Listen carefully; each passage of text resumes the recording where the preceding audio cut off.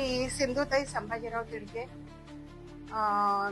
शारदा भवन शिक्षण संस्थेतील इंदिरा गांधी हायस्कूल येथे 36 वर्ष सेवा केलेली आहे आणि विशेष म्हणजे संतांची शिकवण हे जे चरित्रलेखन प्रकाशन होणारे रविवारी प्राध्यापक संभाजी तिडके व माझे पती यांनी देखील इंदिरा गांधी ज्युनियर कॉलेज येथे 35 वर्ष सेवा पूर्ण केलेली आहे आणि सांगायचं तात्पर्य की गत 15 वर्षापासून ते कंपवाताशी झुंज देत आहेत आणि त्यांना इसवी सन 2015 मध्ये डॉक्टरांनी सांगितल्याप्रमाणे मेंदूमध्ये एक इलेक्ट्रॉनिक चिप बसवली आणि 2021 मध्ये मेंदूची सर्जरी अगदी सुरळीत पार पडली.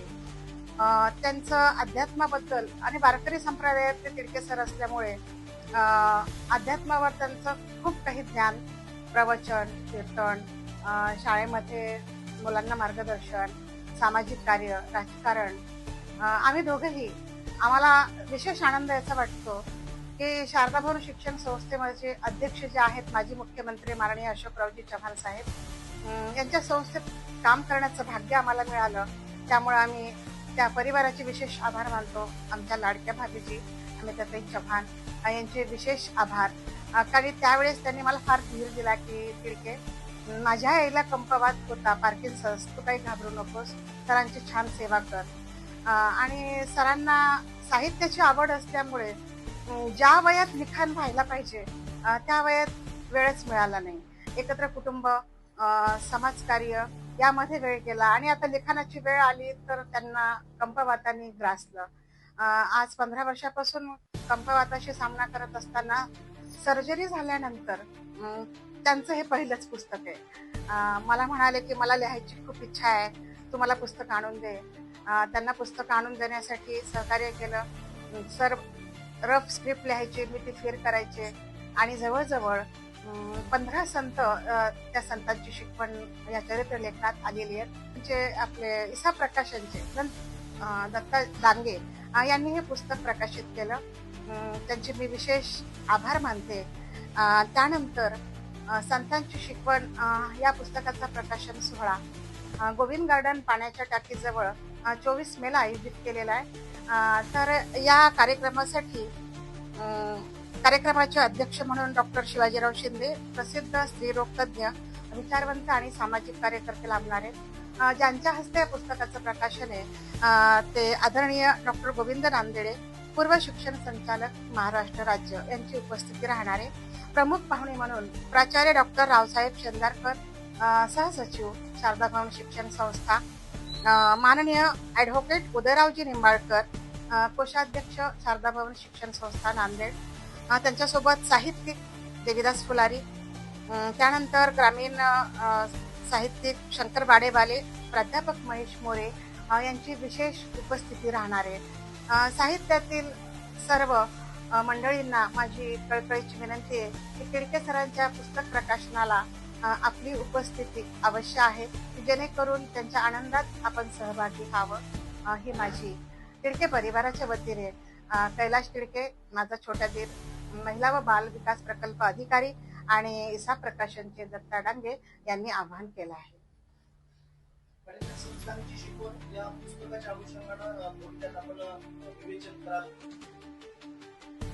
हा सर, आमचं तिडके घराणं म्हणजे माझे सासरे विठ्ठलरावजी तिडके, पंढरपूरची वारीचा हा वसा वारसा आमच्या घरात आहे.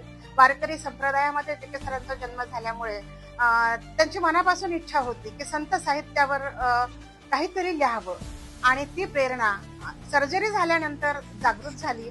ही सृजन निर्मिती, ही नवनिर्मितीसाठी त्यांना मी प्रेरणा दिली आणि त्यांनी जवळजवळ महाराष्ट्रामधील मग तुकाराम महाराज असतील, संत ज्ञानेश्वर महाराज असतील, संत मुक्ताबाई असेल, संत चोखामेळा असतील, ही सर्व मंडळी 15 संतांचा समावेश या लेखनामध्ये आहे. अगदी छोटेखानी पुस्तके सर्वसामान्य विद्यार्थ्यांसाठी, कॉलेजच्या मुलांसाठी, आजच्या तरुण वर्गाला मार्गदर्शक, विद्यार्थ्यांना मार्गदर्शक असं हे पुस्तक राहणार आहे. माफक किंमत आहे त्याची, कमी पानाचं आहे, म्हणजे वाचायलाही ते कंटाळवाणं वाटणार नाही असं हे संतांची शिकवण हे त्यांचं पहिलंच पुस्तक बाहेर प्रसिद्धीला येत आहे. आणि दुसरंही मी लिहायला त्यांना हातात दिलेले राष्ट्रसंत तुकडोजी महाराज हे देखील प्रकाशनाच्या वाटेवर आहे. प्राध्यापक संभाजी तिडके त्यासोबतच आपल्या सुविधे पत्नीवर आपण सुविधाई तिडके आपण दोघंही साहित्य क्षेत्रामध्ये आहात. लिखाण आपण अनेक पद्धतीने केलं आहे. थोडक्यात आपल्या ग्रंथसंपदेच्या विषयी आम्हाला माहिती सांगा. सर, आम्ही शिक्षण क्षेत्रात असल्यामुळं वाचनाची चिंतनाची तर अगोदरच आवड होती. पण शरद महाराज नेरळकर आज नाही आहेत. त्यांनी माझ्या लिखाणाचा पहिला प्रयोग कीर्तन महोत्सव काळाची गरज 25 वर्षापूर्वी लेख छापून आणला गोदातीरमध्ये. आणि त्या दिवसापासून तिडके सरांनी माझ्या शिक्षणापासून ते नोकरी लागण्यापर्यंत माझ्या लिखाणात मला बोलण्यासाठी, माझं सभाधैर्य वाढवण्यासाठी, मनोधैर्य वाढवण्यासाठी तिडके सरांचा सिंहाचा वाटा आहे. मी देखील राजमाता जिजाऊ चरित्र हे लेखन माझं त्याच्या 2 आवृत्त्या पूर्ण झालेल्या आहेत. चारोळी संग्रही फुलोरा हा निघालेला आहे. आणि तिसरं पुस्तक एक आत्मकथनपर राहील माझं सरांच्या आजारावर, कंपवाताला सामोरे जाताना, किंवा कंपवात आणि surgery.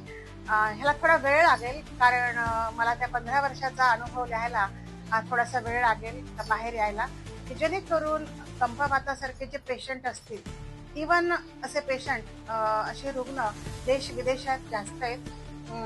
Surgery is the best option. Surgery झाल्यानंतर माणूस किती स्वावलंबी होऊ शकतो हे मी त्या पुस्तकात माझ्या आत्मकथनात नमूद करणार आहे.